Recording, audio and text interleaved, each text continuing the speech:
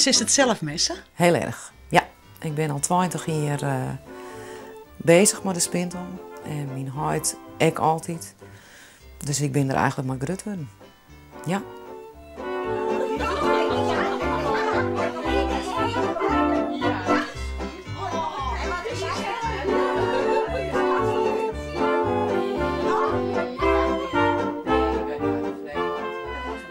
De willen die ze malkoor hand hebben om dit varmkoor te krijgen.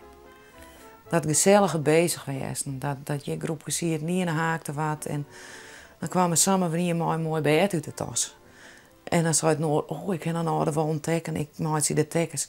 Dat gezellige malkoor bezig wezen, dat zit je erin, al die oren zit je erin.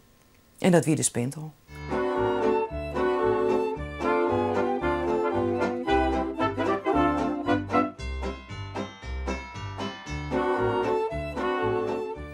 Als je zegt dat in je zulke miniatuur kleedjes haken kan voor op tafel, dan zou het nog hele lietse bloempotjes maken, mijn blomke verdruut. En dan wil je fanatiek. Dus het werkt aanstekelijk.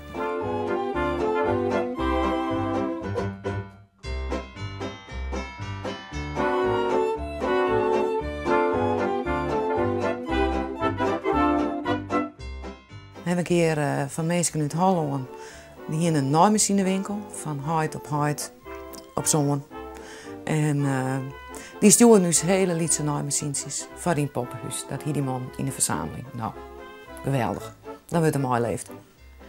En nou houdt het op. En nou houdt het op, ja. En wat gebeurt er dan met het poppenhuis? Dat weten we eigenlijk net. We gaan ervan uit dat we het oproemen. Dat ieder zijn eigen spul eruit haalt. En dan gaat de wielen erin. Nee, dat meen je net. Ja. Ja, we hebben natuurlijk heel veel herinneringen aan het poppenhuis, de makkers. Binnen ik een aantal al van overleden. Dus mijn huid, zijn spul staat er ook in. Nou, dat neem ik graag mee naar huis. En dat denk ik heel vol. Maar zou het een bijzonder plakje krijgen, zonder we nog iets bedenken van, nou, daar is het op zijn plak. Kind ik nog dat lid wiepen. Dus als je hem een heel mooi plak vinden, dan zou het wel wezen kunnen dat het poppenhuis, zei ik, in zijn geheel bestaan blijft. Dat zou kunnen, ja. Ja.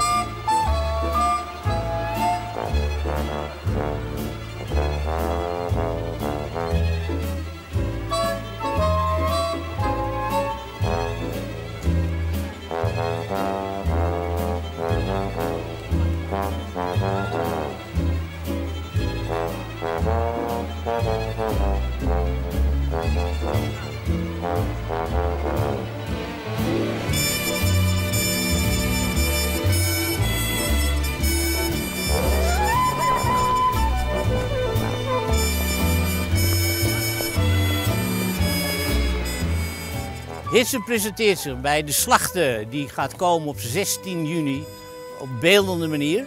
En het beeldend maniertje is dat we koffers hebben gemaakt.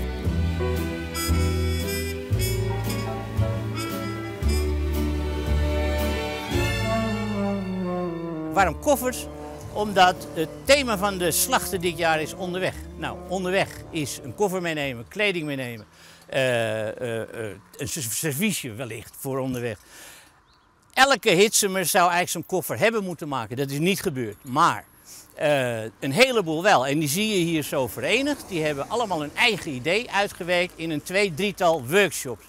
En die zijn achter de rug. De koffers zijn eigenlijk min of meer klaar. Die worden straks geplaatst op 16 juni. En daar gaan verder nog onze toneelclubmensen acts mee doen.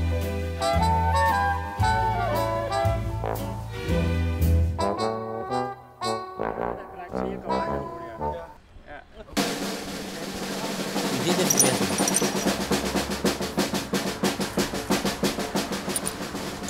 Kijk, want En wat hebben we hier? dit is voor jullie.